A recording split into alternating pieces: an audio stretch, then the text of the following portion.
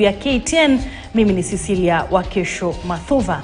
Tunaanza na taarifa kwamba naibu rais Rigathi Gachagua sasa anaitaka bodi ya kitaifa ya wahandisi kuondoa wahudumu gushi kwenye sekta hiyo ili kulinda hadhi ya tasnia hiyo. Akizungumza mjini Mombasa alipofungua rasmi kongamano la taasisi ya wahandisi nchini na baraza la 18 la wahandisi wa kimataifa, Gachagua ameshikilia kuwa wataalamu waliohitimu peke yake ndio wanaopaswa kuruhusiwa kuhudumu. Ameongeza kuwa serikali inaweka mikakati kuziba pengo la uhaba wa takriban wahandisi 7,000. Lose people to collapsing buildings and substandard roads, mostly linked to unqualified or uncertified practitioners in the industry. This puts the reputation of the profession under question of a competency of members. We are ready to work with the Engineers Board of Kenya and other relevant agencies in clamping down quacks. Through the right ministries, we invite you for an engagement on legal and policy frameworks. Besides monitoring and regulating education and training, eliminating intruders is one of the ways of restoring dignity to the engineering profession. On this note, I wish to declare the 30th Institution of Engineers of Kenya Annual International Convention and the 18th General Assembly of the World Council of Civil Engineers officially open. I don't think we can say that in this nation we have more than 10% of foreigners performing engineering work here. In fact, to the contrary, it is the contracts that go to companies that are foreign entities, but the work is done by these same engineers here, which means if we continue building the capacity of our engineers, they should be able to undertake that responsibility themselves directly without necessarily having to go through the other sectors. Na wachuzi wenye ulemavu hapa jijini Nairobi kwa siku ya pili mfululizo wameandamana nje ya afisi za gavana wa kaunti ya jiji la Nairobi Johnson Sakaja wakilalamikia kunyanyaswa na maaskari wa kaunti. Wachuzi hao wanasema kuwa gavana Sakaja anastahili kuwazingatia wakati anapotenga nafasi kwa wachuzi katikati ya jiji na anafaa kuwachukulia hatua maafisa wake ambao wamekuwa wakiwahangaisha. Aidha umeongeza kuwa sehemu ambazo walizokuwa wakitumia kuuzia bidhaa zao zimetengewa watu wengine, wakati sehemu nyingine zikiwekwa makasha ambayo wanasema yanakodishwa kwa bei ya juu mno na ambayo hawawezi wenyewe wakamudu.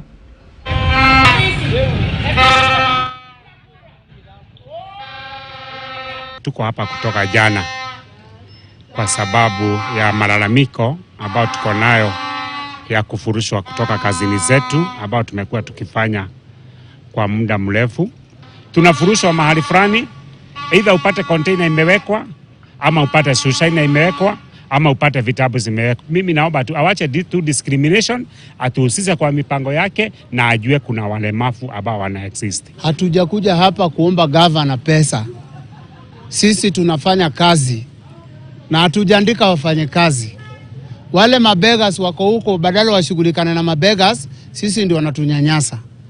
Hapa town hii yote maengineer wa governor wameuza paka parking, wameuza paka mali. Sasa mlemavu mwenye anafanya kazi yake, anafanya pali kidogo tu namna hii, ananyanyaswa. Na sisi pia tulipigia governor kura. Wakati governor aliingia alisema yeye ameokoka, yeye ni mcha Mungu, walemavu wasiguzwe. Imekuwaje wakati huu sasa watu wengine, watu ebo ndio wanawapanga kwa town, wamewapatia paka makontena, wamejaza street. Yule mkulima mdogo mwenye ameweka tu kitu yake kaanka chief tu kadogo anauza, ndiye anadhulumiwa.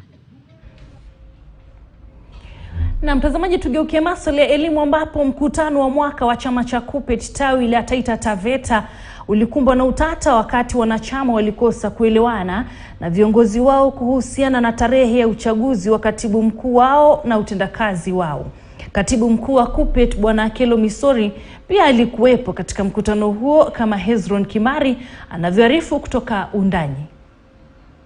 Na hatimaye wanachama wa chama cha KUPPET katika tawi la Taita Taveta hivi sasa wataweza kupata fursa kuweza kuchagua katibu wao mkuu. Hii ni baada ya kukaa kwa takriban zaidi ya mwaka mmoja baada ya aliyekuwa katibu mkuu wa chama hicho katika kaunti hii kuweza kuteuliwa na kuwa waziri wa kaunti ya Taita Taveta. Na licha ya kwamba mkutano huo wa mwaka uliokumbwa na mzozano ama kutoelewana baina ya wanachama na mwenyekiti, hatimaye wameweza kukubaliana siku ya kufanya uchaguzi. Na sasa tutapata tu fursa kusikia tu baadhi ya semi za viongozi ama za walimu wakati wa mkutano huo wa mwaka. Members, I plead with you. I am not a small boy. I am old enough. When I say latest February, it shall be done. We have had an executive secretary who has since moved to the county government. And according to the KUPPET constitution, if an official is promoted, that is according to Article 13, B and C. If an official is promoted, an official resigns, an official is moved to another ministry, then they ought to relinquish the particular or the respective positions they are holding. So we have been having that vacuum for almost 1 year. So currently we are staring at a constitutional crisis because the branch did not meet and elections are supposed to be held during a branch governing assembly, a ceremony such as this one. Chair,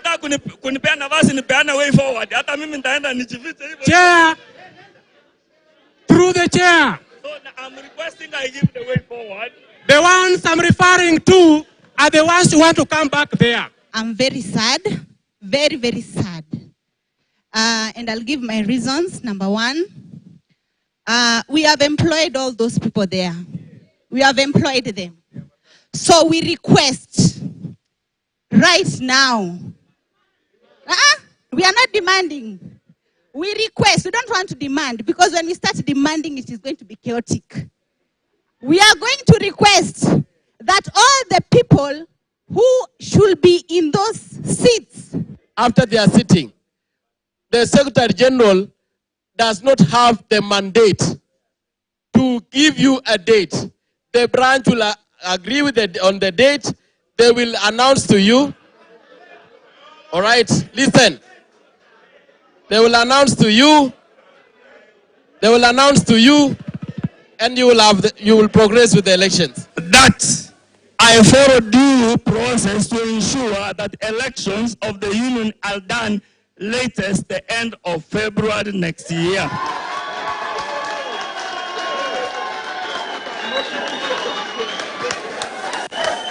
From the onset, we had issues, but there is only one potential issue, because one of the executive secretary who was nominated by county government to be a CC position was supposed to be filled. So members felt very agitated. They wanted a date. We have already set a timeline for those elections, and we hope that the branch executive committee will meet early in the year, and the elections may be held in February, according to the timetable that the branch has themselves established. Na hizo ndo kauli za walimu katika kaunti hii ya Taita Taveta. Vile vile pia viongozi wao wakiongozwa na katibu mkuu wa chama cha KUPPET humu nchini Bwana Akelo Misori, wakiweza tu kuelezea kwamba jinsi ambavyo chama hicho watahakikisha kitakuwa imara katika kaunti hii na vile vile pia humu nchini. Naam, nikiripotia KTN News kutoka Undanyi, mimi ni Hezron. Wakazi wa Uthaya na Mukurweini wameandamana wakilalamikia kucheleweshwa kwa ujenzi wa barabara ya Mairo kwenda Karuthi hadi Gishagara. Kwa mujibu wa wakazi hao, kandarasi ya barabara hiyo imetolewa mara 3, lakini haijakamilika miaka 10 baadaye. Wakazi hao wanasema kwamba mazao yao yamekuwa yakiharibikia shambani kutokana na ubovu wa barabara hiyo, wakitoa wito kwa idara husika kusikiza kilio chao na kuhakikisha kwamba barabara hiyo inakamilika ili kurahisisha utendakazi wao. Barabara hiyo inaunganisha maeneo bunge ya Uthaya na Mukurweini.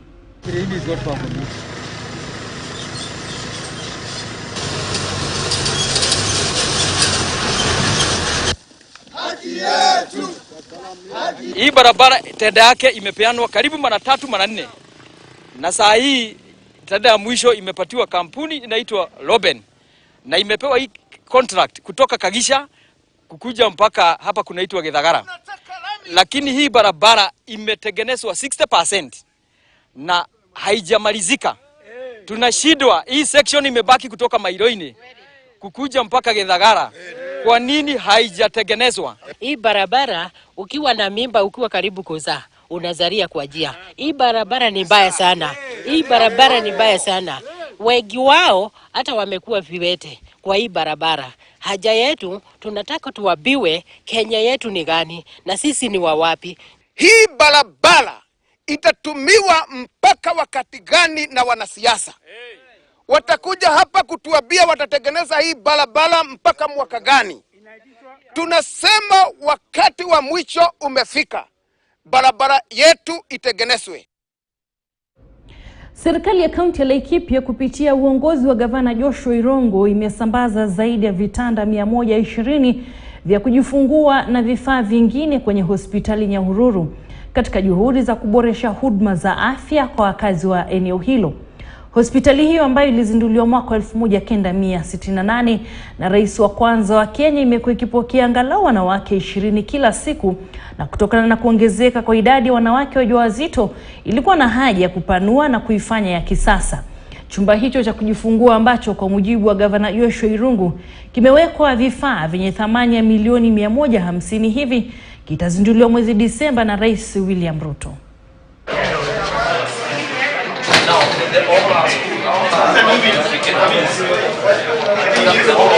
Afya tunaiangazia vizuri na haswa tukianza na hapa Laikipia West ambayo tunafanya hiyo primary health care network ile ya kwanza, na pia baadaye tutaweza kwenda Laikipia East na Laikipia North, ndio Laikipia yote tuwe tumeangazia level zote za matibabu, kuanzia pale chini tunaita spokes, kule kwa community, kuja kwa dispensary, health centers level 4 mpaka level 5, na hata pia mnajua tuko na hiyo doto yetu ambayo ni ya level 6 ambayo tutaiweka kule Rumuruti. Once this project is complete, one of the impact it will make, it will decongest our hospital, it will decongest the maternity, the sharing of beds will cease. And in terms of quality, we'll be able to give better quality to our patients. Tuna nia ya kwamba hakuna mtu wetu wa Laikipia atakuwa anatembea zaidi ya kilomita 2, 3, 4 akienda kutafuta matibabu, kwa sababu tutahakikisha kwa kila sub county au sub location tuko na, kwa hivyo hiyo ni kumaanisha kwamba kwa kila vijiji tuko na dispensary au tuko na health center ile itakuwa inafanya hayo kazi. Wakazi wa kijiji cha Itumbo ni eneo la Chumbi, kaunti ya Machakos, wamelazimika kukesha kwenye kijibaridi kwa siku kadhaa baada ya mvua zinazonyesha kuwasababishia mafuriko na kufagia mali yao ikiwemo mifugo na bidhaa zingine za nyumbani. Wakazi hao wamelaumu mkasa huo kuzidishwa na ujenzi wa kivukio kinachounganisha maeneo ya Mua na Itimboni hadi kwenye barabara kuu ya Nairobi Mombasa, hali ambayo wamesema haina ujenzi mzuri wa mitaro ya kupitisha maji. The other tunnel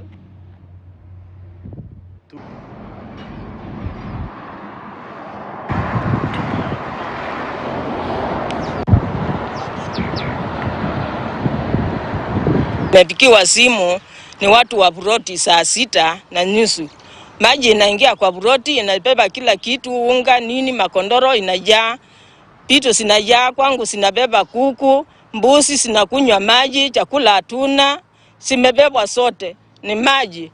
Kutoka nje, hakuna mahali unaweza tembea uokoe kitu kwa sababu ya maji. Tunalilia MCA wetu, gavana wetu na MP wetu Bwana Makao, MCA wetu Kavio na gavana wetu wa Vinyandeti wakuja watusaidie juu ya hii maji, kwa sababu ikiendelea hivyo tutazidi na kuumia kama wananchi na tunahitaji msaada wao.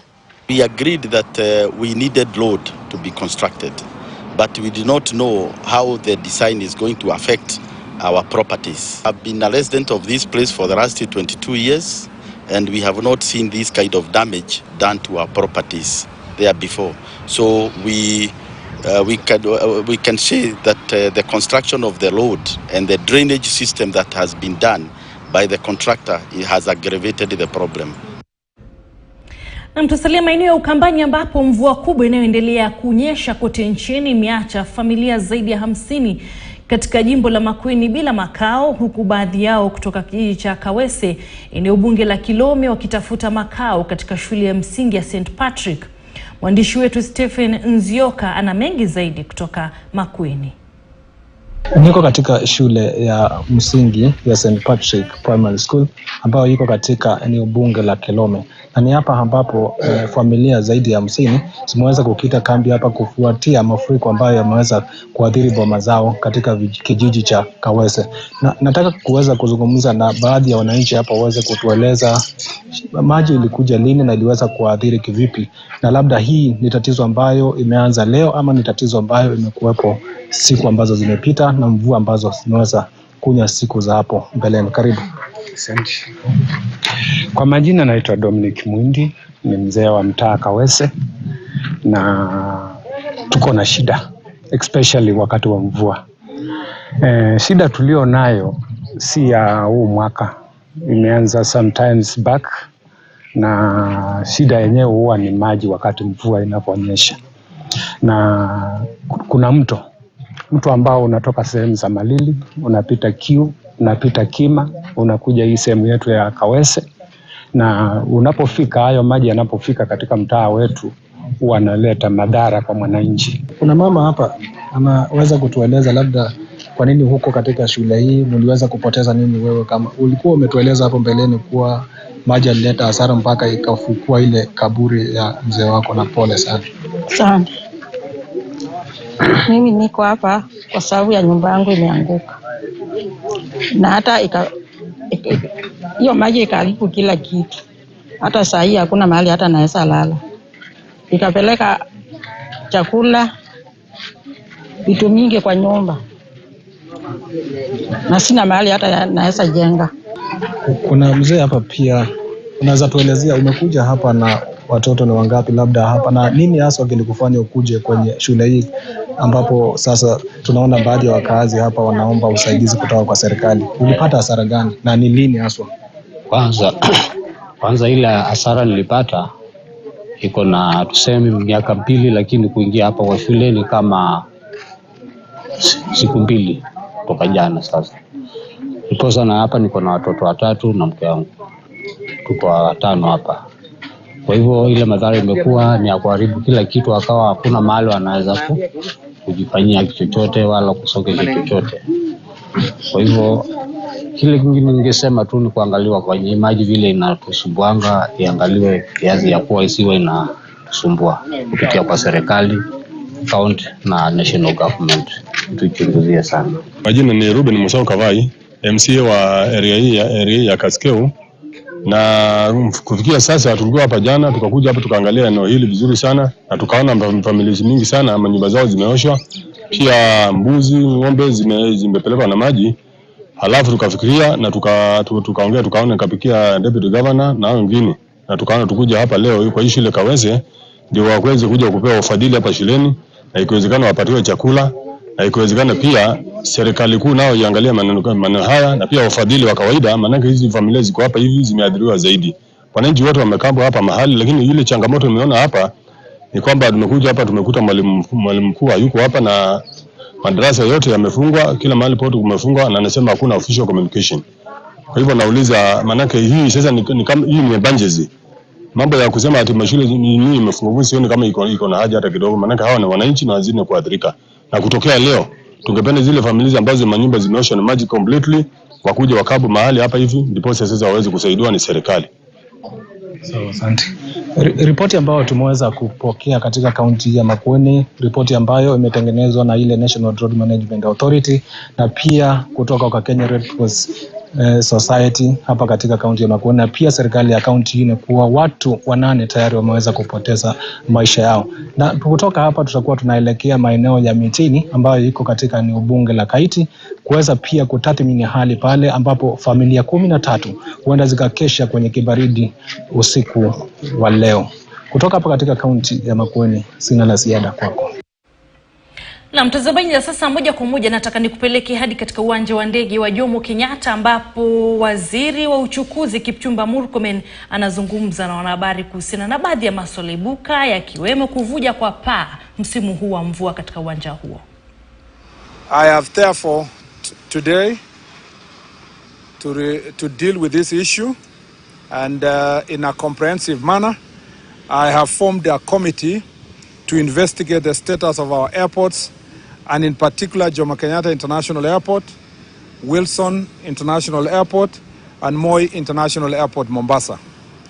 The terms of reference of the committee will be: 1, to assess the state of infrastructure facilities; 2, to assess the state of electromechanical facilities; 3, to review the works undertaken in the last 2 years by contractors; and 4, to identify immediate remedial measures to be undertaken. The committee will comprise of the following: Engineer Walter Ogola, who is the director at Kenya Airports Authority, in the board of Kenya Airports Authority, will be the chair of the committee. Mr. George Ngugi, again a director of the board of Kenya Airports Authority, will be a member, and Major Retired Nepe Iltasayon will also be a member, and is a director at the Kenya Airports Authority board. The other members include Quantity Surveyor Martin Wamae from the Ministry of Lands and Public Works, Mr. Richard Cherop from the Kenya Civil Aviation Authority, Engineer Christine Zai from the Materials Testing and Research Division of the Ministry of Roads and Transport, Engineer Judith Kimeu, an engineer within the Kenya Airports Authority, Engineer James Mbui, also within the Kenya Airports Authority, Architect Lawrence Mochama, Chief Architect Public Works, Sharon Asio, who is an attorney from the Attorney General's Office, and Engineer Frederick Kabunge from the State Department of Transport. The committee will co-opt other members as may be necessary. It is expected that the committee will submit an interim report within the next 14 days and the final report within 28 days. I thank you. Do you have any question, or is as straight as it is? Yesterday I addressed the all other concerns related to the airport. Today we are going to rely on the decisions of this committee. The decision of the committee will determine what action we are going to take in the interim within the next 14 days and comprehensively within the next 28 days. I did this because I didn't want any further knee-jerk reactions. I wanted something comprehensive. I have reports that there are certain concerns with the Moi International Airport in Mombasa, and also a very serious concerns at Wilson Airport. And therefore, I wanted to address this comprehensive. The other thing I want to say is that this facility, as you may have seen as members of the press, is aging. It was constructed in 1978, commissioned in 1978. It's older than myself. And this infrastructure has not received the adequate attention in terms of maintenance that is required. I said yesterday and I repeat, it is the responsibility of all of us who have been in leadership in the past and past administration to be held to account for the neglect of this very important facility. And not just this one, but the other airports. And when I say this, it's not about an individual. I've seen most of the media houses are just focusing on the president. Remember that all of us participated and were part of the past administration. You also know that in 2013, when we came to office under Jubilee administration, we mooted a plan to build a new terminal, which was expected to be complete by 2016. Up to now, we don't have that terminal. Why? Because of the wrong decisions we made then. When I was appointed to office 1 year ago, I promised the country that the first responsibility was to deal with the case that was pending in court in Paris and in China. I can confirm that we have dealt with that case.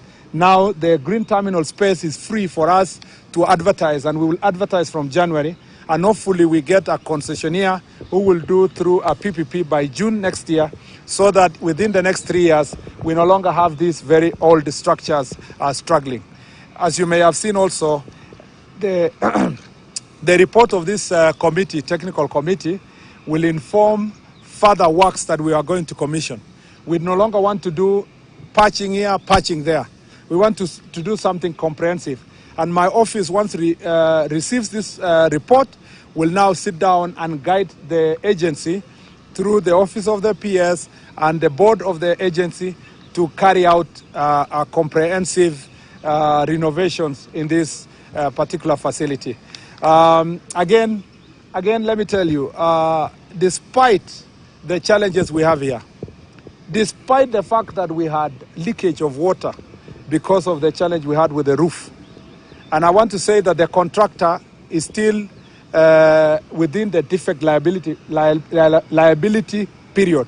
That's why the contractor came on site immediately and has done the renovations that were done. But I want a comprehensive and technical report that will tell us whether the standards, the engineering standards and the technical standards were achieved. And that's why we formed this committee, so that this nation and this ministry can be able to address these issues. But make no mistake, no one should really attack our airport or Jomo Kenyatta International Airport. Despite the challenges we have, this is still one of our premier institutions, our most coveted asset, and our duty as those who came to office. I saw some people saying, oh, Murkomen is lamenting, it is 1 year, he should have done this and that. Infrastructure issues in a country must be planned for the long period. We don't want patching here, patching there. And that's why 1 year is not enough to make to make a complete overhaul of our infrastructure that has been left and dilapidated to this manner. But I can tell you for sure, we are walking the steps, and I am confident that within the period we have promised the people of Kenya, we'll have a new terminal, but also we'll make sure that the existing terminals will have will provide better services to our passengers, both local and international. So I want people of Kenya to rest assured that we are in control. We are going to make sure that our country and this airport is going to be the shining star in not just this country but in the region. Asanteni sana. Concerning the repairs yes. Ongoing, how soon will the terminal be back to work? The terminal is back to work. I just wanted to assure you that the terminal is back to work. Very little section, as you saw, is being completed around the area where the pipe busted. Remember that we are told these are old pipes that were installed very many years ago. And you know the biblical word, the biblical verse that says we put new wine into old wineskins. Of course, it burst because these are old pipes trying to accommodate new renovations. So renovation here, renovation there, in patches. We are trying to say we want to have new wine and we want to build new wineskins so that then we have an airport that is functional. At the moment, I tell you, this is a fairly well refurbished side of the airport, and the terminal itself was expanded. It has better check-in facilities, and one incident should not make it look like we are now in a major crisis. I know cheap, political actors are trying to score very cheap points and publicity over this issue. But I'm standing here not just to talk about who should be fired, who should take responsibility, but also what can we do proactively and comprehensively to make sure that this airport is now functional to the optimum level. But Na bila shaka mtazamaji, wanasema ahadi ni deni na basi dawa yake ni kulipa. Kipchumba Murkomen hapo, waziri wa uchukuzi, akiahidi kwamba watafanya kila wawezalo ili kuziba baadhi ya ile mianya ambayo inajitokeza katika uwanja huo wa Jomo Kenyatta. Ni uwanja wa kimataifa bila shaka mtazamaji, na katika siku za hivi karibuni uwanja huo basi